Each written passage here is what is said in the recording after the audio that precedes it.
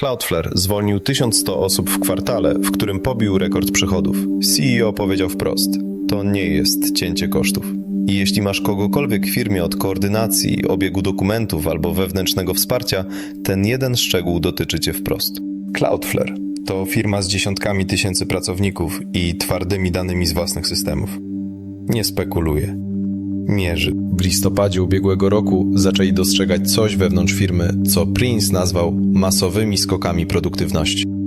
Ludzie nagle robili 2 razy, 10 razy, 100 razy więcej niż wcześniej. Tak Prince powiedział dosłownie na kwartalnym spotkaniu z inwestorami. Nie role pierwszej linii odchodzą pierwsze, odchodzi zaplecze. I tu jest rzecz, którą łatwo przeoczyć.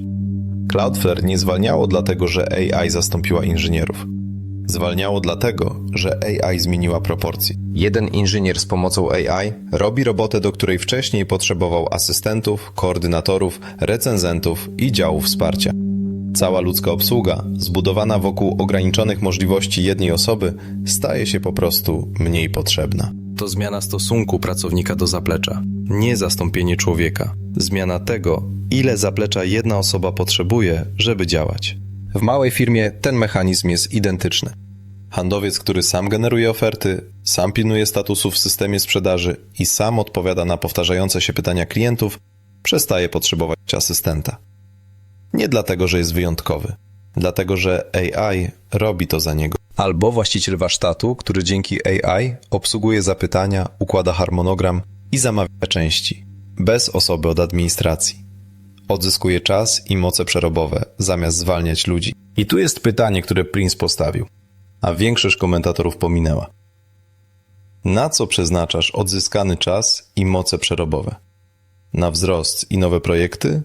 Czy po prostu na nic? W 2027 roku Cloudflare ma mieć więcej pracowników niż rok wcześniej, mimo zwolnień. Brzmi jak paradoks, ale jest w tym logika. Firma, która odzyskała moce przerobowe, może rosnąć szybciej, niż gdyby zatrudniała ludzi do starych funkcji. Dla małej firmy to nie jest abstrakcja.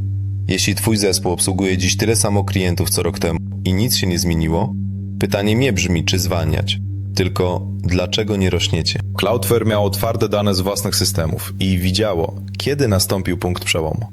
Większość firm tego nie mierzy. I przez to albo za wcześnie coś rusza, albo za późno zauważa, że punkt przełomu już dawno minął. Historia Cloudflare to nie jest historia o zwolnieniach. To historia o tym, że proporcja pracownika do zaplecza zmieniła się na zawsze. I każda firma, niezależnie od wielkości, odpowie na to pytanie. Świadomie albo przez zaniechanie. Jeśli chcesz więcej takich analiz, subskrybuj.